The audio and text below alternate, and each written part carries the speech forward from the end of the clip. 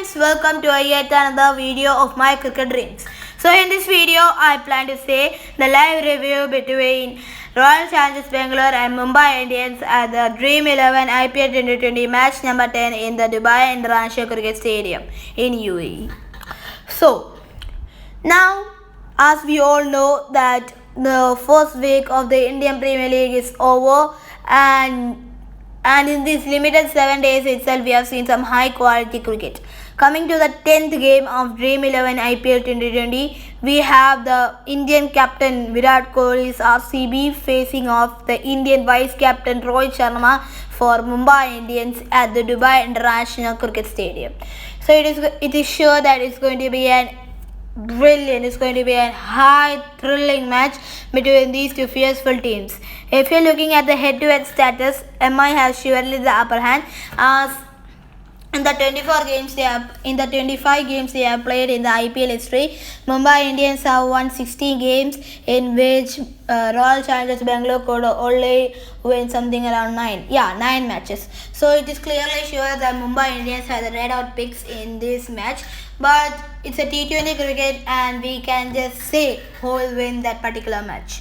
So looking at the points table at the current situation, Royal Challengers Bangalore is bit down at number 7 position, whereas Mumbai Indians, the 4-time champs, are at number 4.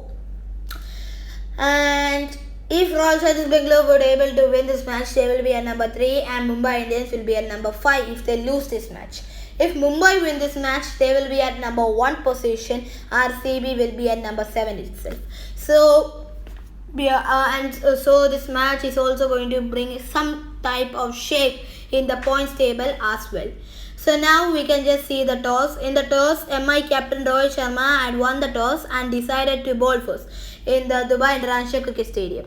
So that means both Royal Challengers Bangalore openers, Devdutt Padikkal and Aaron Finch, will open the innings. And just these two opening pairs stayed in the first match of their league. Both of them added a magnificent 81 runs partnership between them in a quick time, in just 9 overs, before Aaron Finch was caught by Kieron Pollard of Trent Bolt.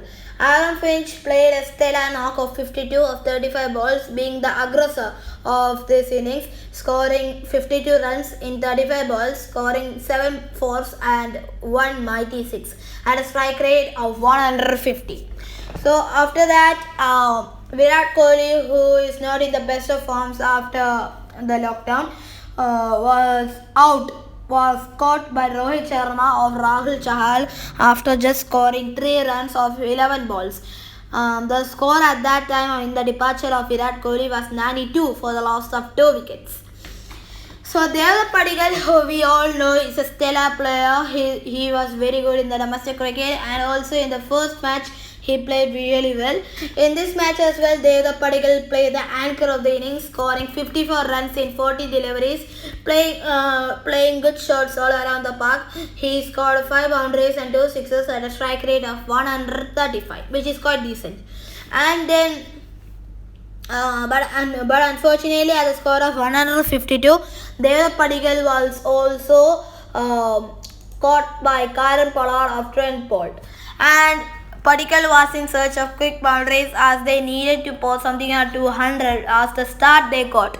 But unfortunately, in the search of quick runs, Devdutt Padikkal holds out. The Kiwi bowler bowls a short and slow outside off, and Padikkal has to fetch it from there and then generate all the power to clear the wide long on fielder. He fails to do so, and Pollard takes the catch easily near the rope. End of a fine knock by the youngster as he walks back shaking his head. The score is 154 for the loss of 3 wickets. And at the end of the innings, because of AB de Villiers' fiery knocks of just 55 of 24 balls at a strike rate of 229.70, and he took 24 balls to score his 55 with the help of 4 fours and 4 sixes. RCB were powered to a big total of 201 for a loss of just 3 wickets. Shivam Dube, who came up late, faced just 10 deliveries but scored a brilliant cameo of 27 runs, scoring 1 boundary and 3 sixes at a clean strike rate of 270. So both these batsmen, AB de Villiers and Shivam Dube, ensured that RCB will post a mammoth total that is above 200. So after the first innings, the main highlights of the first innings for RCB was from AB de Villiers, who played a brilliant knock of 55. Dev Padikkal, who was the anchor of the innings, Aaron Finch, who gave the team a big start, and Shivam Dube, who did the finishing touches for the team. The only man to fail in this match was again VIRAT KOHLI. He's the best batsman in the current moment, but unfortunately just coming after lockdown and coming to the crease after something 5 or 6 months, maybe he will be struggling a bit, but I think so he will improve in the next matches. The next match against for RCB is against Rajasthan Royals. So now coming to the second innings. The second innings ensured that Rohit Sharma and the South African skipper Quinton de Kock need to give the team a flying start. So and they failed to do that. So because at the score of 14, the hitman Rohit Sharma was caught by Washington Sundar and by the sub-fielder Pawan Negi. Rohit Sharma would be a bit disappointed as he heads to the pavilion, scoring a total of 4,998 runs in IPL history. If he would have just got 2 more runs, he would have been a third Indian and the only third batsman to score more than 5,000 runs in IPL history. The other two were the current Indian skipper Virat Kohli and the former Indian cricketer Suresh Raina, who retired back in August 15 in 2020 itself. So, but unfortunately, Rohit Sharma hauled off in looking for a massive shot. As we all know, Dubai International Cricket Stadium is quite long and its biggest part is the long off area. Rohit Sharma tried for the big heave. He got it right from the middle of the bat, the cracking sound. But unfortunately, as the ground was quite big, and Pawan Negi, being a brilliant fielder, caught the ball quite easily near the ropes. He almost misjudged, but Pawan Negi hold on. And thus Rohit Sharma went back to the pavilion at the team score of 14. It was a massive breakthrough for Bangalore as Rohit Sharma is caught in the drip and Kohli is very much happy to see the back of his opposition number. Sundar has struck the goal. A delivery on middle on the shorter side, Rohit takes his front leg forward and heaves across the line but does not get timing right. There is a fielder in the deep trajectory, the sub-fielder Pawan Negi, who managed to hold on, and thus Rohit Sharma has to head back to the pavilion. New batsman in was Suryakumar Yadav. Suryakumar Yadav didn't trouble the scoreboard as the team wanted, as he was back to the pavilion with his 2-ball duck, as Isuru Udana, who was a newcomer in the RCB 11, got the big breakthrough of the rising Indian star Suryakumar Yadav. It was caught behind and it is a double blow to Mumbai, and Bangalore got off to a terrific start. Udana angles across a shortest length ball around off. This time the pace is right up there at 130.2 kph. Yadav tries to drop his wrist and guide it late towards the third man, but the ball bounces a bit extra on his bat, which is quite rare to see, and takes the outside edge. First catch for David de Villiers as a keeper after quite some time now, and it was a bit of a juggle as well. Mumbai in an early spot of bother. The score is 16 for the last of 2 wickets. Nothing that much improved for Mumbai Indians, and it only got worsened as Quinton de Kock, who was struggling a bit against the pace bowlers, was finally caught by Yuzvendra Chahal at the score of 39, trying to hit a big heave of Yuzvendra Chahal and this is a very smart work from a smart bowler. It was offering flight and tempting the batsman to have to go. A leggy slows this up in the air and serves it up at something around 74.8 kph. The ball lands full grips and turns into the left-hander.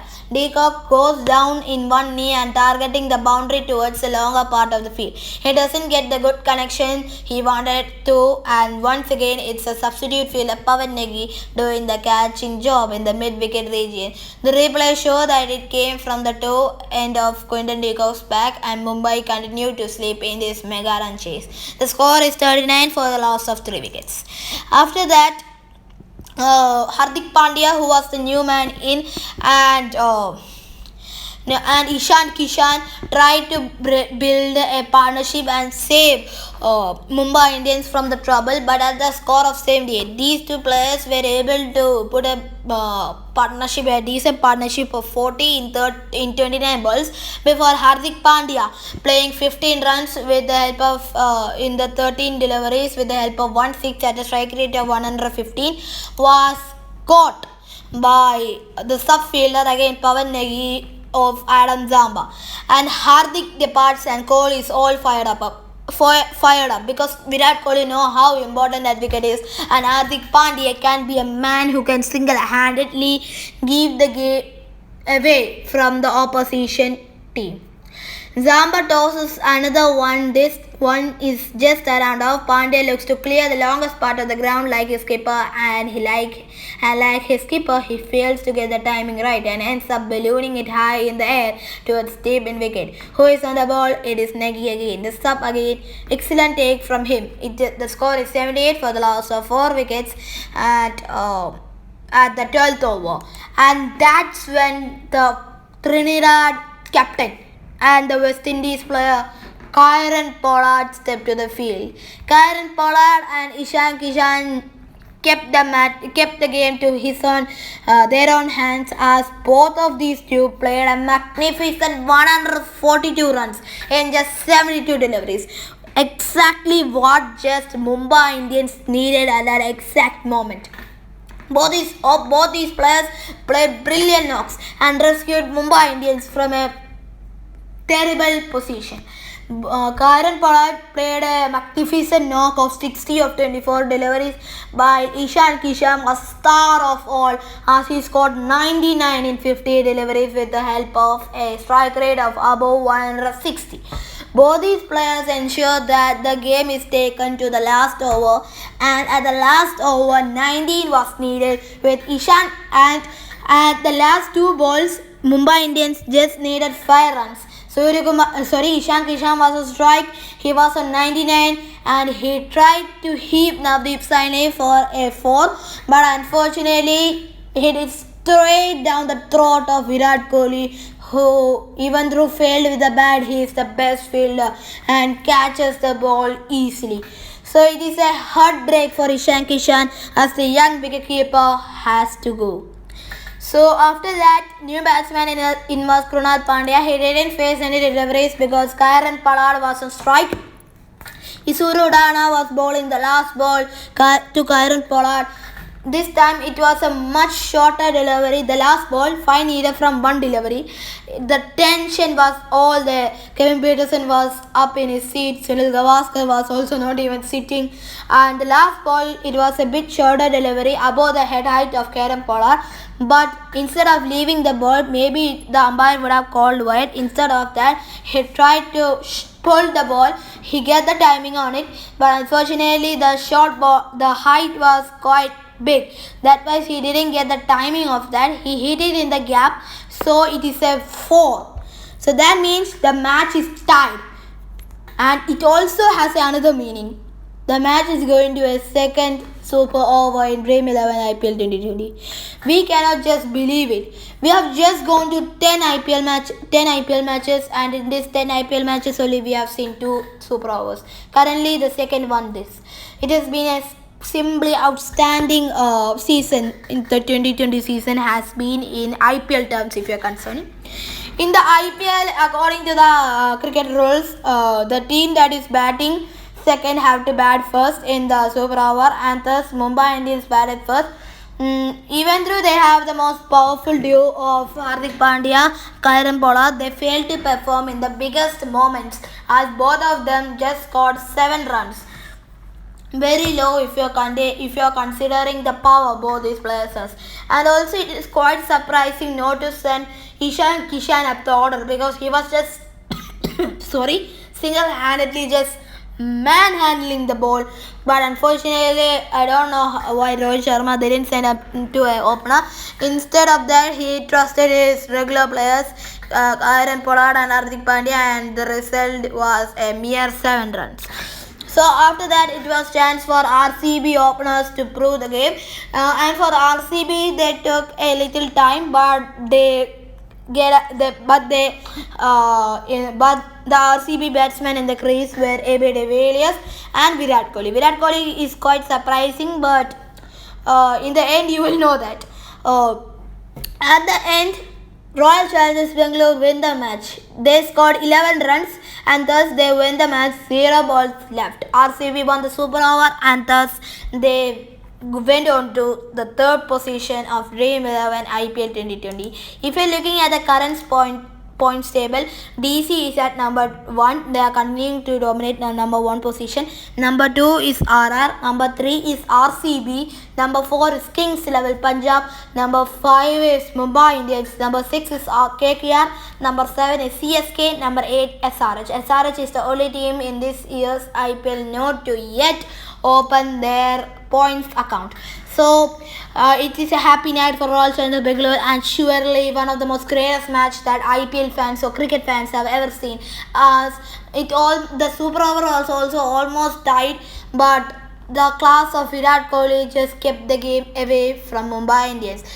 Maybe this is also a good sign for RCB because hitting Boomerang for a boundary in the Super Over sees that Virat Kohli is in some type of form. He will be looking to continue his form against RR when his team will face against the mighty RR who have never lost a game until now at the Sheikh Zayed Cricket Stadium in Abu Dhabi. It is going to be a Royals feast in October 3. Until then, please take care. The next match is against the next match will be Delhi Capitals and SRH. A young Shreyas Iyer will face against an experienced experienced David Warner led SRH. It will be a cracker game because the bottom of the points table SRH will take the first position team Delhi Capitals. I predict that Delhi Capitals is going to easily win the match because they have a set top order all-rounders as well. SRH is continuously struggling and I don't think so they will even qualify for the playoffs.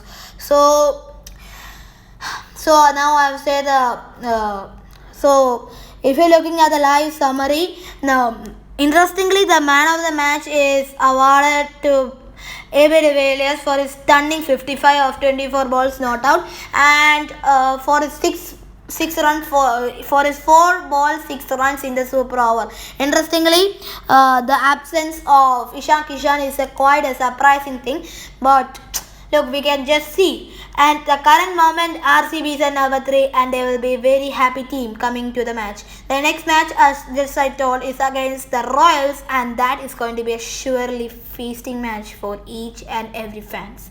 So before that, you end up this video. Kindly please subscribe the channel as every YouTubers will say. Kindly please subscribe the channel and also kindly like, share and just share with your friends, relatives and your family members. And also please kindly comment about how the video was and also please stay tuned as match number 11 between Delhi Capitals and SRH review also I am going to post. So thank you friends and bye. Please subscribe the channel also. Thank you.